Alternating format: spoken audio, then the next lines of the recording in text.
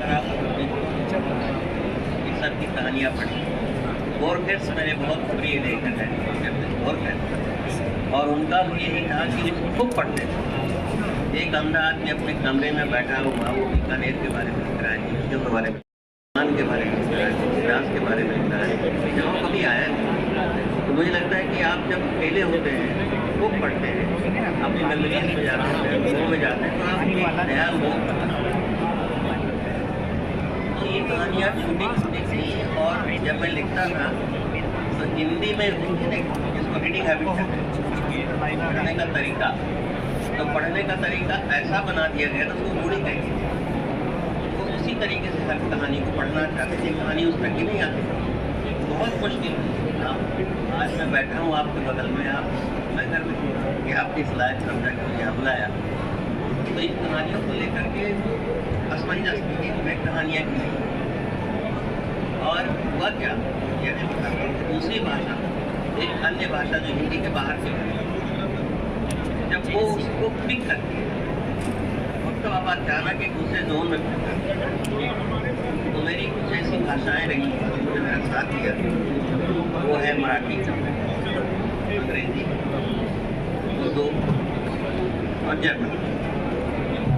तो वो कैसे हुआ कि जब किताब छपी अंग्रेजी में, तो लोगों ने पढ़ी है कहानी, और पढ़ करके किसी ने इंटरेस्ट दी। और मैं सच बताता हूँ कि कहानी छोटी हो या बड़ी, कविता कैसी भी, अगर वो है तो आपको इतना देती और इतनी जगहों तक ले जाती है जिसकी आप कल्पना नहीं कर सकते। मेरी हर कहानी मुझे दुनिया के कोने कोने में, तो यह है। इसलिए मैं कहा करता हूँ कि हिंदी वो ऐसा मत बनाए कि वो लगे कि सिर्फ लेखकों की भाषा रह गई या स्टूडेंट्स की भाषा रह गई, या फिर वो जो अखबार का और कम्युनिकेशन में जो बिजनेस कर रहे हैं उनकी भाषा रह गई, व्यापार की भाषा।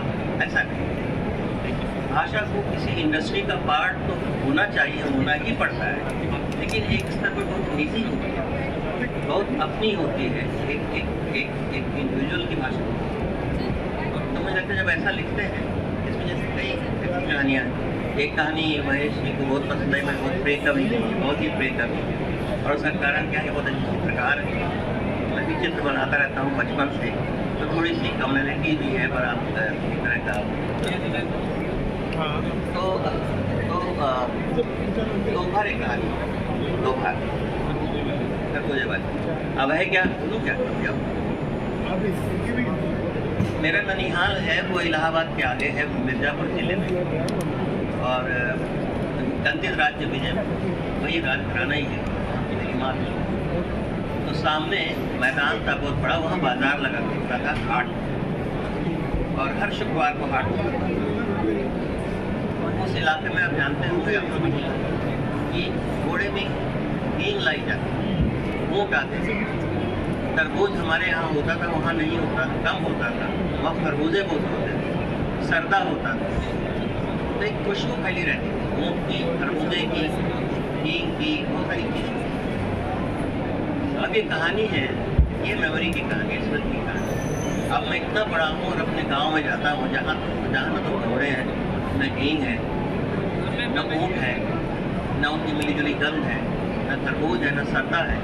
लेकिन अगर कोई लाके खरबूज रात में भी काट देता है, आंगन में मिले, तो लगता है ये वहाँ में। तो कैसे एक स्मेल, एक महक, एक खुशबू आपको जगहों से, स्मृतियों से, समय से, तो ये कहानियाँ उसी तरह की मुझे लगता है कि है। इसमें कहानी है गंगू, वो खूब पकड़ी हो कि हम हिंदू है कि गंगू है, इस पर। और एक बहुत बड़ा क्या कहते हैं, विनम्र सा सुझाव है, इस नदी के किनारे उस नदी का सब। तो उसमें आखिर में जैसे एक उदय जी का एक तरीका रहा है कई कहानियों में, आखिर में ये कहते हैं कि भाई ठीक है, अगर आपको कुछ गड़बड़ मामला लग रहा हो, मतलब इस तरह का है, कोई ज़्यादा सुंदर वाक्य होगा, तो क्या मेरे घर के पते पर एक चिट्ठी लिखते जो है वो लोग, अगर आपको लग गया है कि थोड़ा खिसक गया तो उसको मैं उससे क्या है। तो कोई चिट्ठी मिली आपको, किस तरह की चिट्ठियाँ मिली गंगू और हिंदू के मसले में? आप पूरा का पूरा खेल तो वही है इस समय। नहीं, देखिए इसका बहुत स्वागत। विदेशों में ज़्यादा स्वागत होगा, कि कन्फ्लिक्ट स्टडीज़ वहाँ बहुत हो रही है। हमारे यहाँ होना चाहिए लेकिन डर लगता है, आप ज़्यादा कन्फ्लिक्ट स्टडीज़ करके तो आपके साथ क्या होगा हम जानते हैं। तो यहाँ पर चीज़ों को बचाना पड़ता है, और ये सिर्फ भारत के साथ सारे देशों के साथ, दूसरे देशों में कन्फ्लिक्ट स्टडीज़ तो करते हैं लेकिन अपने यहाँ के बारे में समझना है। तो ये हर जगह अमेरिका में है, हर जगह उसमें यही है कि अब एक क्या है, ICHR Indian council for historical research, उसके स्कॉलर हैं, वो प्रहलाद ही है। न्यूटन को का कहना है, किसी का कहना है कि एक साइंटिस्ट, एक किसी भी मौलिक किसी भी प्रतिभा और एक पागल की जो साइकोलॉजी है, तो एक जो साइंस मतलब गणित और संगीत के स्तर पर संगीत और जैसे न्यूटन के बारे में 3 बिलिया थी, उसने पढ़ाने के लिए इसके लिए 3 छेद बनवाए, तो लोग हंसते थे पकड़ा गया है, 3 बिलियाँ एक ही छेद से बात करती, 3 क्यों बनवाए उसने, है ना, तो उसको पागल कहा गया। ये कहानी उसी तरह की है। इसमें ICHR के एक स्कॉलर है, उनको लगता है क्या हिंदू हो रहा है, गर्व से कहो हम हिंदू हैं, गर्व से कहो। उन्होंने कहा हिंदू शब्द कहाँ से आया, तो वही जाहिर है सिंधु सभ्यता से आया, साल नहीं कहा होगा। अब हम कहाँ हैं, तो गंगा में है, गंगा के किनारे सबसे बड़ी नदी गंगा है, गंगू कहा जाता है। तो हिंदू पाकिस्तान में और गंगू हिंदुस्तान में, और वो रात में जाके लिखते हैं सारी दीवारों पर, गर्व से कहो हम गंगू। ये है, अब क्या है, ये या कोई नेगेटिव नहीं है, लोगों में समझ पैदा करने के लिए। और कल ही मैंने और रात में वरुण ग्रोवर था, वो देखा पार्टीशन ये दिया वहाँ जल रहा है, दिया यहाँ जल रहा है, और वही दिया है, उसकी रोशनी आनी जानी चाहिए। और ऐसा ना हो कि हम सबसे अलग होते चले जाएँ, तो बचाएं। हर रचना देखिए, हर रचना कविता हो, कहानी हो, वो कहीं ना कहीं उस विविधता और उसको बचाने के लिए होती है। इस किताब में 2 तरह की कहानियां हैं मुख्य रूप से। एक तो वे है जो स्मृतियों की दुनिया है, जिसमें दिमाग और जादुई स्मृतियों की दुनिया है, जैसे कि इंडिया में कैद की गई धूप है, उसी तरह से जैसे अपराध है, एक कहानियों की अद्भुत दुनिया। और दूसरी कुछ कहानियां वे हैं जो हमारे समय की जो है, जैसे नौकरी है, श्रीमान भाववादी है, पूछ में पटाखा है, जो इस तरह की कहानियां हैं, नरक है, सिर है। तो ये अभी की जो हमारी एक मध्यवर्गीय पिछड़कू, या जिसको क्या कह सकते हैं, अवसरवादी, मौका परस्त या निंदारस में डूबे रहने वाली दुनिया है, ये उसकी कहानियां हैं। तो या जैसे कि एक कहानी है नौकरी, जहाँ पे राहुल कांग्रेत्यांग को राहुल कांग्रेत्यांग शोध संस्थान में नौकरी नहीं मिलती।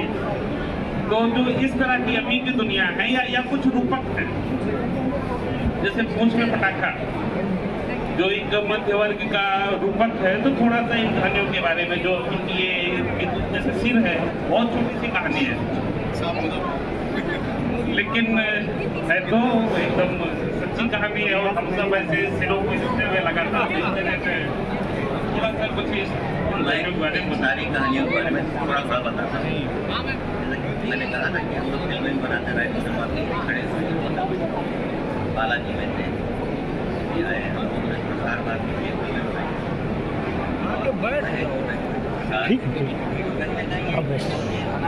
सारी कलाओं का अब सिर कहानी मेरे ख्याल से त्रिवेणी कला संगम वहाँ के सभागार है, या मान्य साहित्य अकेडमी का प्रोग्राम भाषण चल रहा था, और सेक्रेटरी का भाषण चल रहा था, सचिव फ्रंट में सारे एक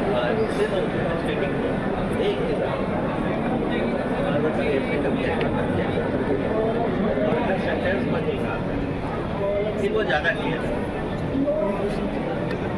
तो हमारे जैसे लोगों ने जो पीछे थे उन्होंने सुनना छोड़ दिया।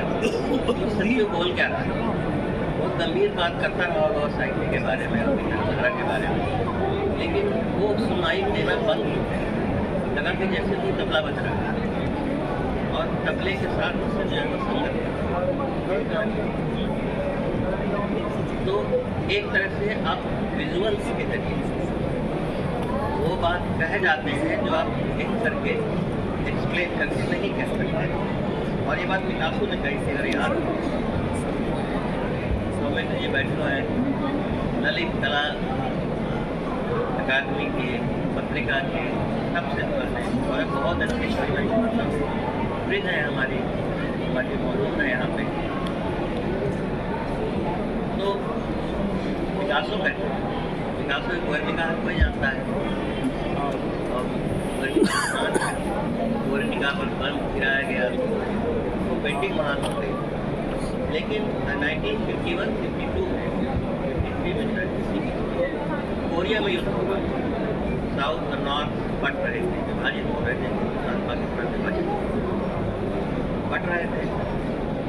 तो वहाँ बच्चों को मारा गया। शमशेर भादव सिंह अद्भुत कविता अमन करा पढ़ के गजब करता है। बच्चों को मारा गया कि वो न्यूज़ कहीं नहीं आ रही।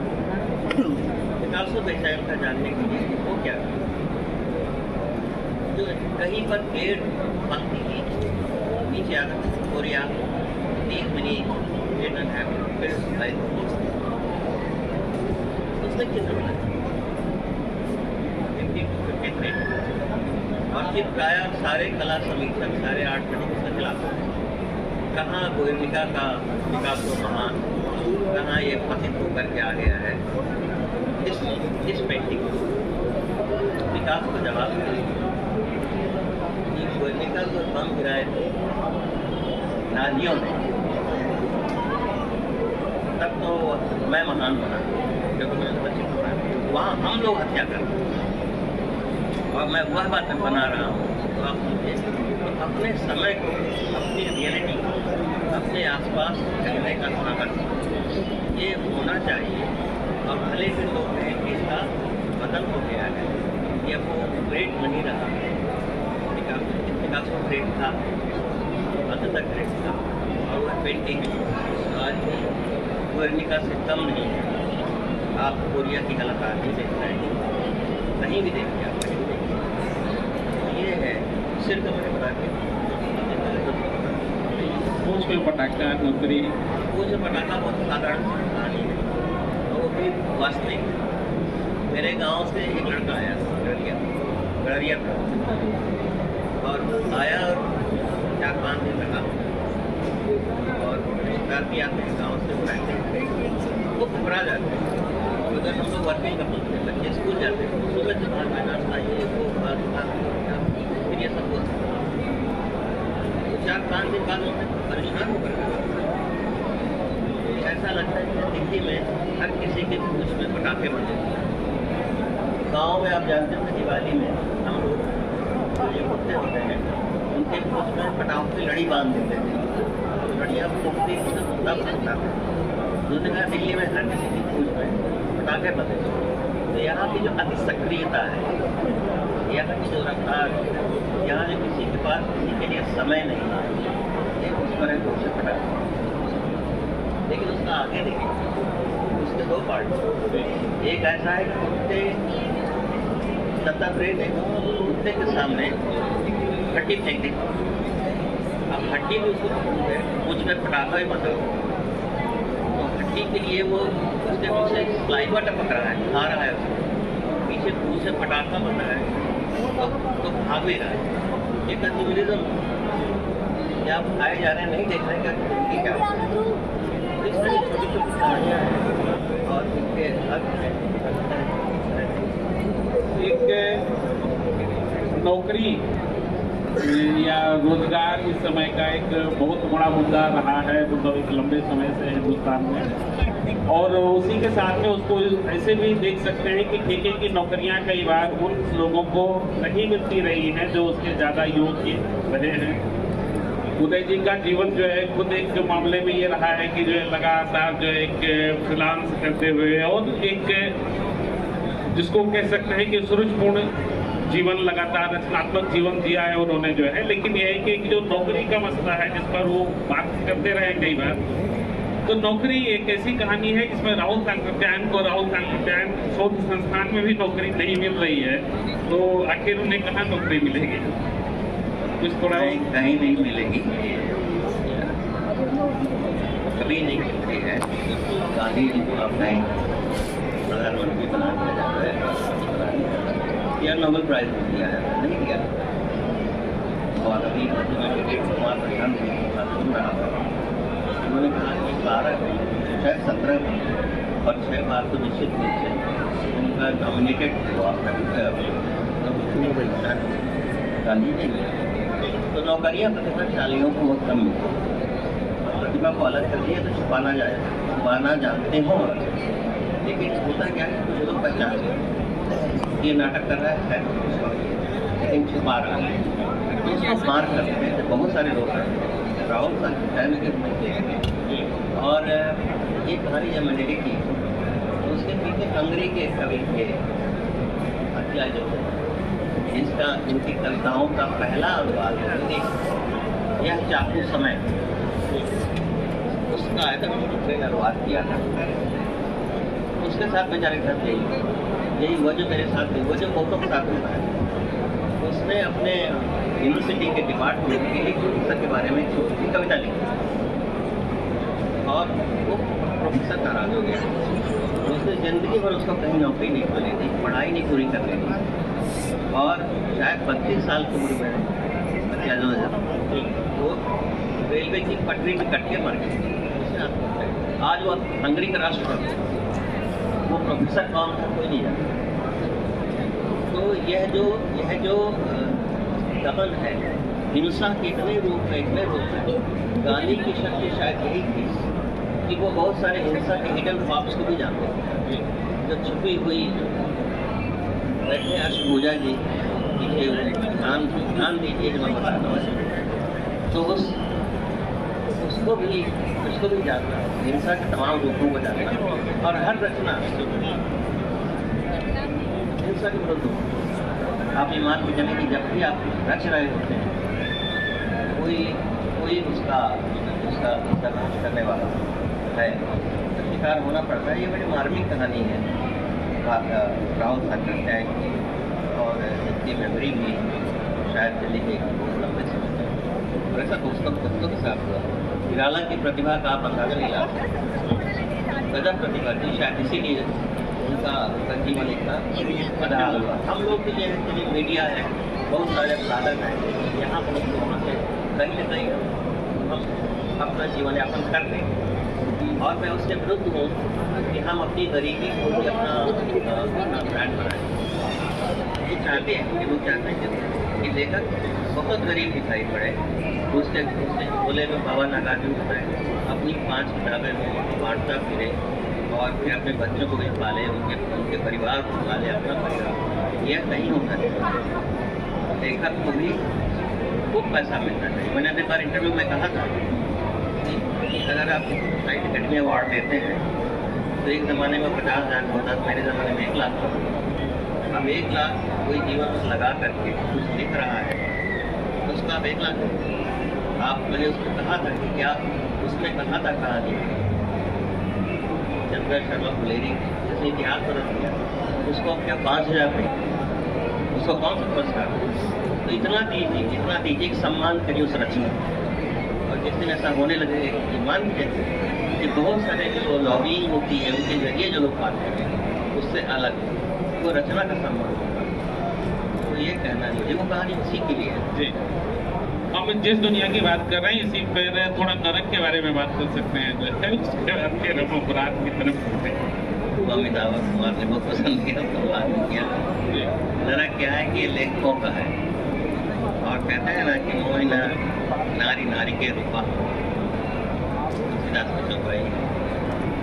मोहिना नारी नारी के रूपा, पता नहीं चीज़ों पर लागू होता हो ना होता हो, लेखकों पर जरूर लागू होता है। एक कवि दूसरे कवि को पसंद नहीं करेगा, एक कहानीकार दूसरे कहानीकार को पसंद नहीं करेगा, एक आलोचक दूसरे आलोचक के विरुद्ध खड़ा हो जाएगा।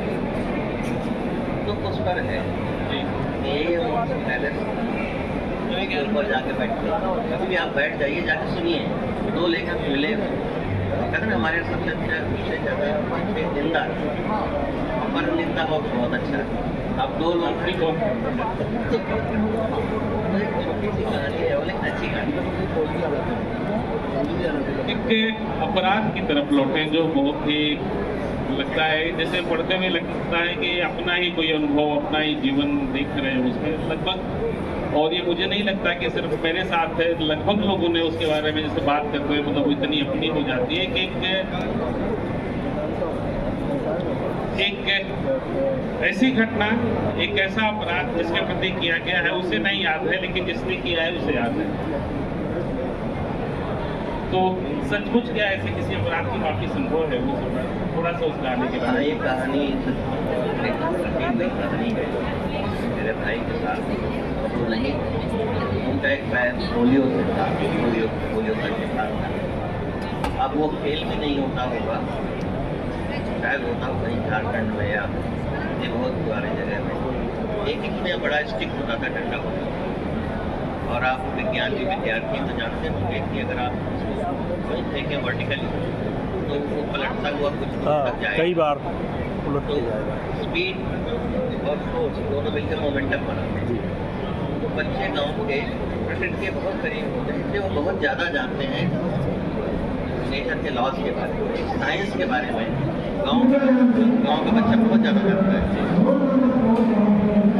तो वो कहानी थी और उसमें टोले बन जाते हैं, ये पार्टी हुई, ये पार्टी। तो मैंने अपने भाई के बाद की शिकायत की, उन्होंने ये मारा, मैं आके लग गया। मैंने जाके उनको बताया अपने माता पिता को कि मेरे भाई ने मारा है, जबकि नहीं मारा। तो पिता ने उनको मारा, मैं छोटा था, ज़्यादा प्यार किया जाता, बड़े थे, उत्तरदायी के जिम्मेदार थे, उसी में माफी मांगा।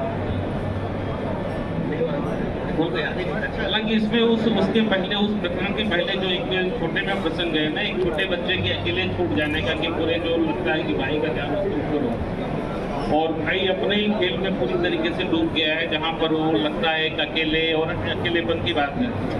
तो कहीं ना कहीं तो उस समय तो स्वाभाविक प्रक्रिया लगती है उसकी, बच्चा तो है ही कोई बहुत बड़ा समझदार व्यक्ति व्यवसाय रहता है, आप भी चाहते होंगे